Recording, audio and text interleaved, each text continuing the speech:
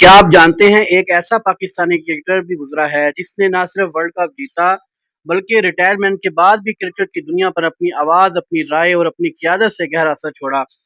آج کی ویڈیو میں ہم بات کریں گے رمیز راجہ کی، ان کے بچپن، تعلیم، کرکٹ کی شروعات، یادگار اننگز، 1992 کے world cup, retirement, commentary, Pakistan cricket board کی چیئرمین شپ اور آج کی زندگی تک ہر اہم پہلو پر۔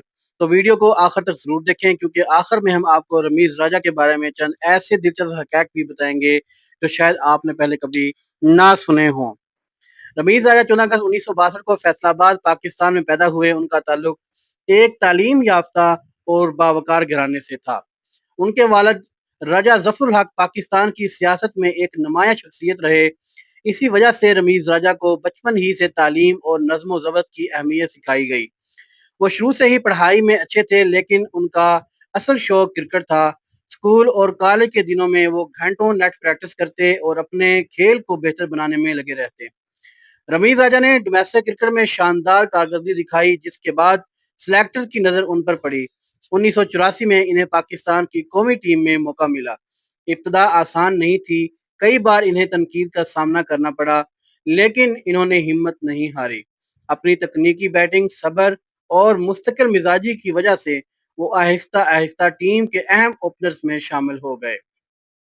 رمیز راجہ نے دنیا کے تقریباً ہر بڑے کرکٹ ملک کے خلاف کھیلتے ہوئے پاکستان کو کئی اہم فتوحات دلائیں۔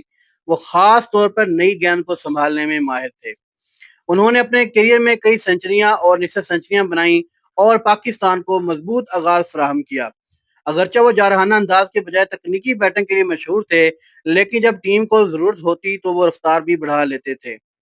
1992 کا ورلڈ کپ پاکستان کرکٹ کی تاریخ کا سنہری باب ہے۔ اس ٹیم میں عمران خان، جاوید میانداد، وسیم اکرم، انضمام الحق اور رمیز راجہ جیسے بڑے نام شامل تھے۔ رمیز راجہ نے پورے ٹورنامنٹ میں اہم کردار ادا کیا اور اوپننگ میں ٹیم کو کئی اچھے آغاز فراہم کیے۔ جب پاکستان نے فائنل میں انگلینڈ کو شکست دے کر پہلی بار ورلڈ کپ جیتا تو رمیز راجہ بھی اسی تاریخی لمحے کا حصہ تھے۔ یہ کامیابی ان کی کیریئر کی سب سے بڑی کامیابیوں میں شمار ہوتی ہے۔ 1997 کے بعد رمیز راجہ نے بین الاقوامی کرکٹ کو خیر باز کہہ دیا۔ انہوں نے اپنے کیریئر میں 50 سے زائد ٹیسٹ اور تقریباً 201 روزہ میچ کھیلے۔ انہوں نے ہزاروں بین الاقوامی رن بنائے اور پاکستان کے قابل اعتماد اوپنر میں اپنا نام درج کروایا۔ ریٹائرمنٹ کے بعد رمیز راجہ نے کمنٹری کا آغاز کیا۔ ان کا منفرد انداز، صاف تجزیے اور شائستہ گفتگو دنیا بھر میں پسند کی گئی۔ انہوں نے I C C events, Asia cup, P S L, I P L اور کئی بین الاقوامی سیریز میں کمنٹری کی۔ آج بھی ان کا شمار دنیا کے معروف کرکٹر مبصرین میں ہوتا ہے۔ پاکستان کرکٹ بورڈ کی چیئرمین شپ 2021 میں رمیز راجہ کو پاکستان کرکٹ بورڈ کا چیئرمین بنا دیا گیا۔ اسی دوران انہوں نے پاکستان کرکٹ کے انفراسٹرکچر، ڈومیسٹک کرکٹ اور نوجوان کھلاڑیوں کے لیے مختلف منصوبوں پر کام کیا۔ اگرچہ ان کے کچھ فیصلوں پر تنقید بھی ہوئی لیکن بہت سے لوگوں نے ان کی جدید سوچ اور کرکٹ کی بہتری کے وژن کو سراہا۔ بعض انتظامی تبدیلیوں کے بعد وہ اس عہدے سے الگ ہو گئے۔ کرکٹ کے علاوہ رمیز راجہ ایک مصنف، موٹیویشنل اسپیکر اور یوٹیوبر بھی ہیں۔ وہ اپنے یوٹیوب چینل پر کرکٹ کے متعلق تجزیے، میچ ریویوز اور کھلاڑیوں کی کارکردگی پر گفتگو کرتے ہیں۔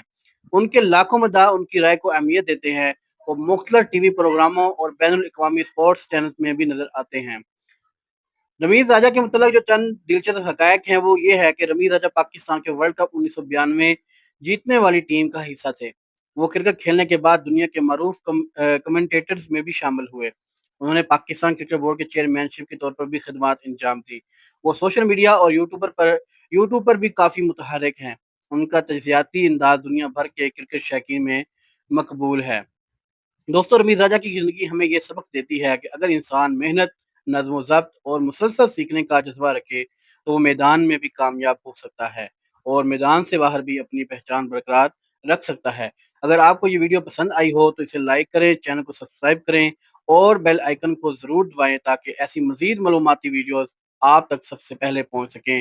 ملتے ہیں اگلی ویڈیو میں، تب تک کے لیے اللہ حافظ۔